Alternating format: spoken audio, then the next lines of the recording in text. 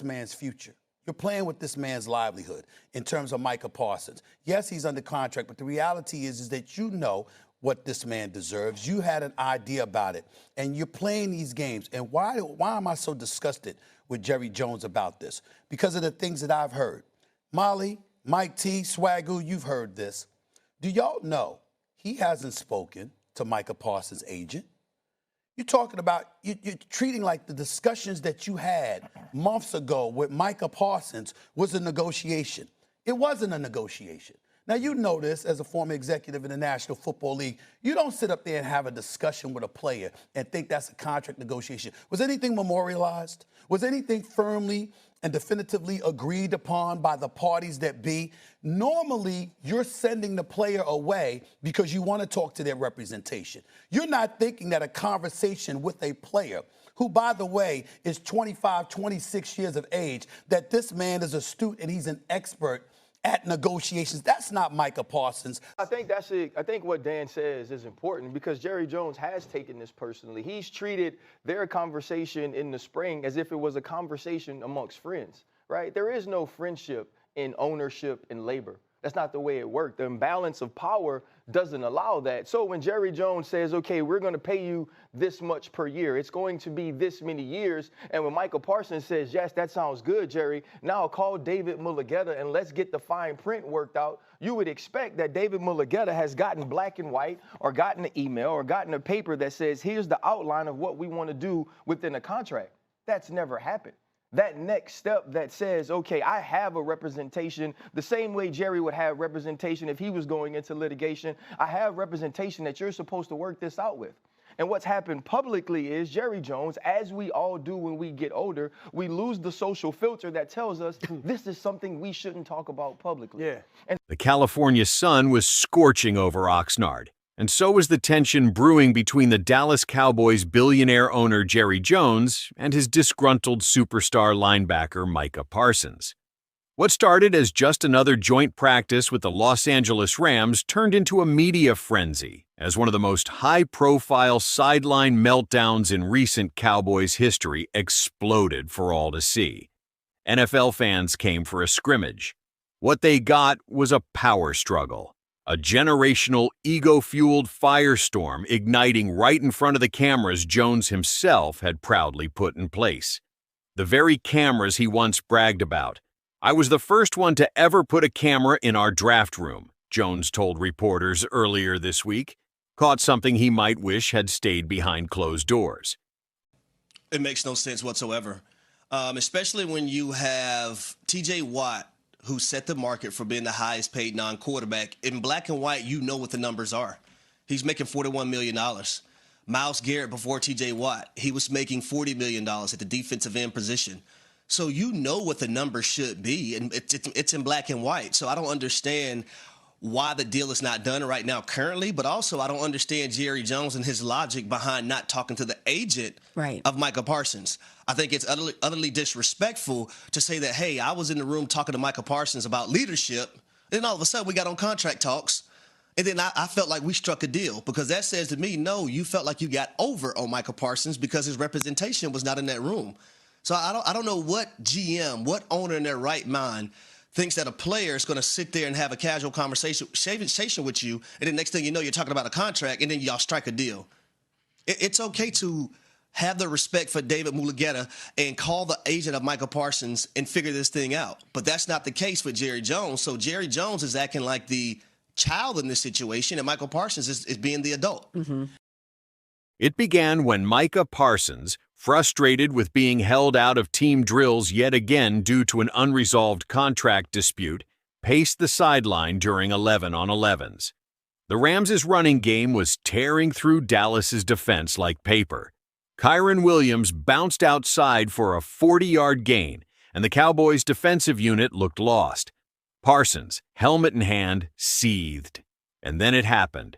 Jerry Jones walked down the sideline toward him. Micah didn't wait. He stormed toward the owner, gesturing animatedly. Eyewitnesses say the star linebacker shouted, "You care more about the cameras than the championships." Jones, visibly stunned but not backing down, fired back with something only Jerry Jones could say. "Son, I bought this team on a handshake. I don't owe you anything but the contract you This is not signed." unusual to take place in Dallas. This is new for Micah. On another side, this ain't nothing new for Jerry Jones. Did it with CD. CD signed. He did it with Dak. Dak signed. Did it with old Emmett. Dez. If this is normal behavior and it has led to everybody being good at the end of the day, he's gonna keep doing it until somebody puts their foot down and say, nah, bro, I don't want you to publicly antagonize me when I'm sitting up here trying to be the best version of myself for the betterment of the team. You don't handle me like you've done for decades and decades with your players. This is definitely a tactic.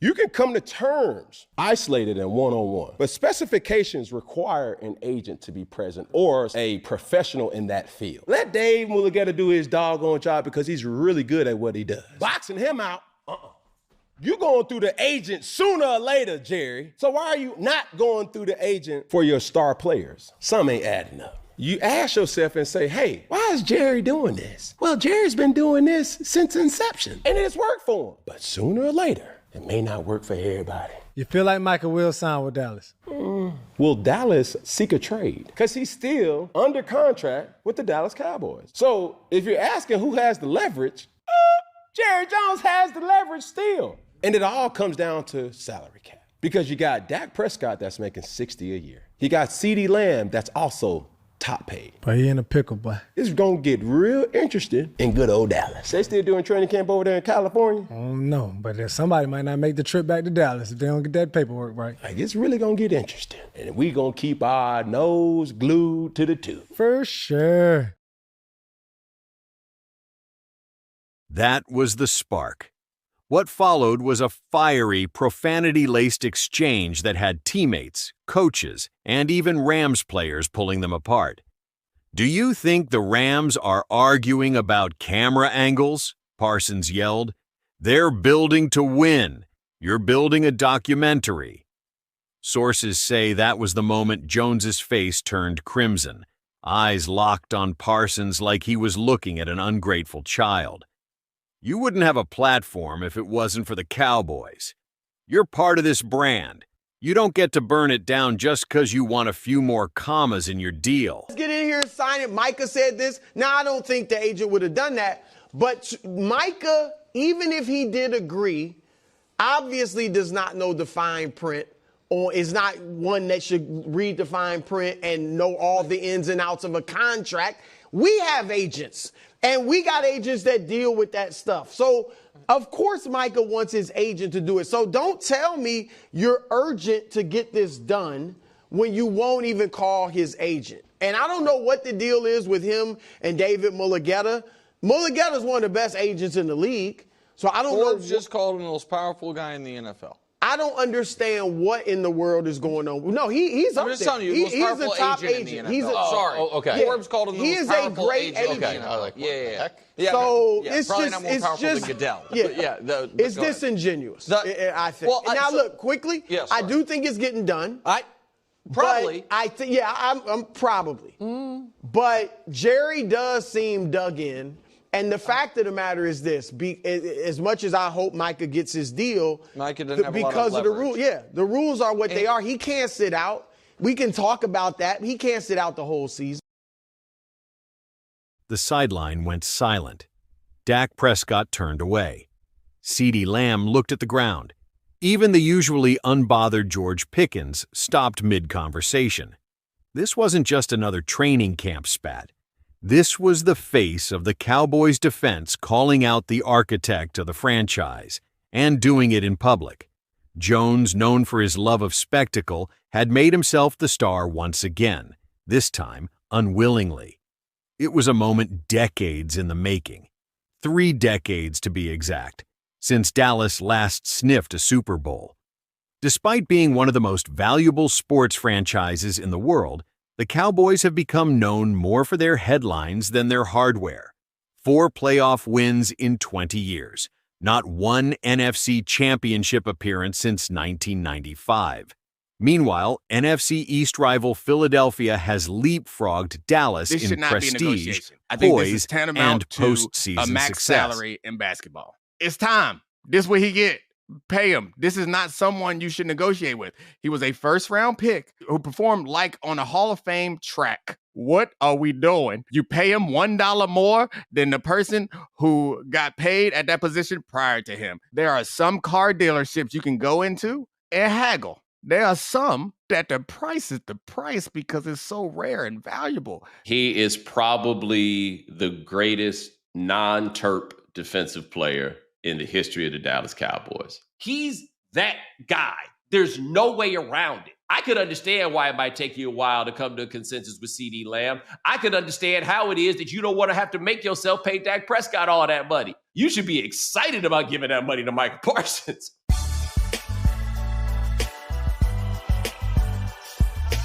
Got to start willing and dealing.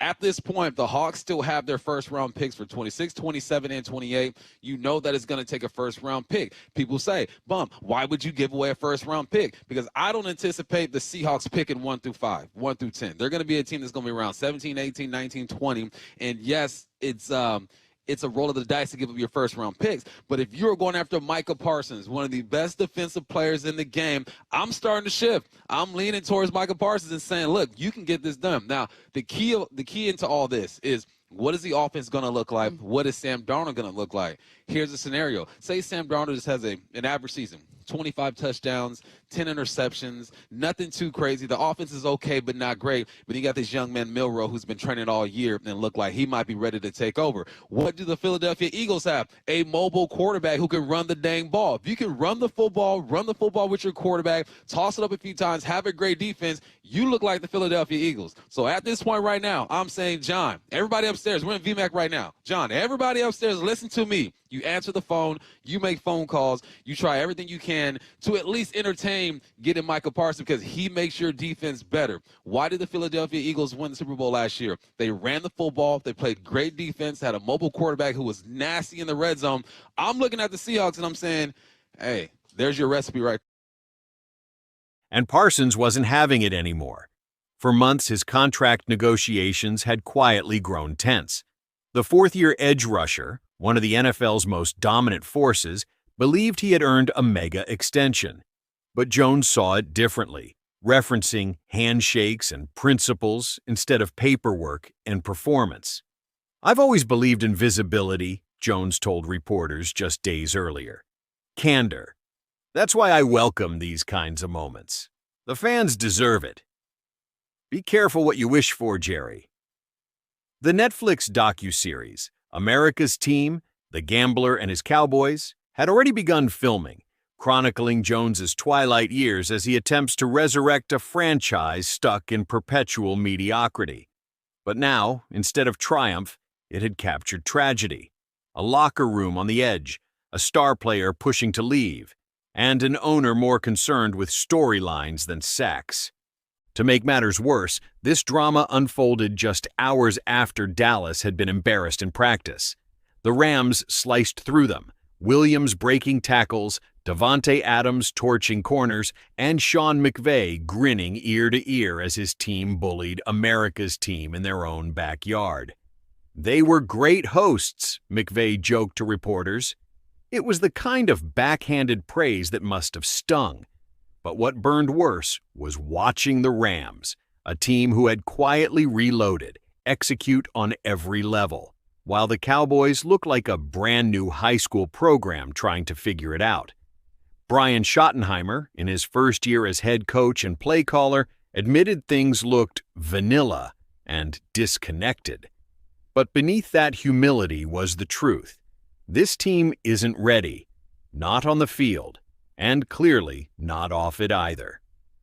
Parsons' trade request last week had already shocked the league, but now it had a face and a fury. When asked later about the exchange, Jones downplayed it. Micah's passionate. So am I, he said with a chuckle. We'll get it figured out. That's what families do. But insiders say otherwise. Multiple sources within the organization believe the relationship is irreparably damaged. Parsons has reportedly stopped attending voluntary meetings. He's told teammates he feels disrespected and used for marketing, not football. And maybe he has a point. When Derrick Henry was available last offseason and publicly expressed interest in Dallas, Jones passed. When top-tier offensive linemen hit the market, Dallas was silent. The Cowboys' biggest splash was trading for Pickens, an exciting talent, but hardly a fix-all for a flawed roster. Now they sit with holes on both lines, a shaky running game, a new head coach under national scrutiny, and their best defender threatening to walk. The Eagles are building dynasties. The Rams are building contenders. Jerry Jones? He's building drama. And Micah Parsons has had enough. Back in Oxnard, the sun begins to set. The practice field's empty. Rams players hop on the bus, laughing, joking, satisfied. The Cowboys camp, though, is a different story. Quiet, tense. Jones stands alone near the sideline, arms crossed. Netflix cameras roll, capturing what may one day be seen as the turning point, not of a team rising, but of a legacy unraveling. Micah Parsons, still in full gear, walks toward the locker room. He doesn't look back. Will Jerry Jones come to his senses and lock down his defensive superstar?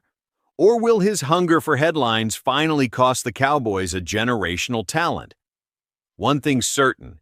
This isn't the 90s anymore, and America's team is running out of time. Stay tuned. The next episode might just be Micah in midnight green or jet black. And Jerry? Well, he'll probably still be smiling for the camera.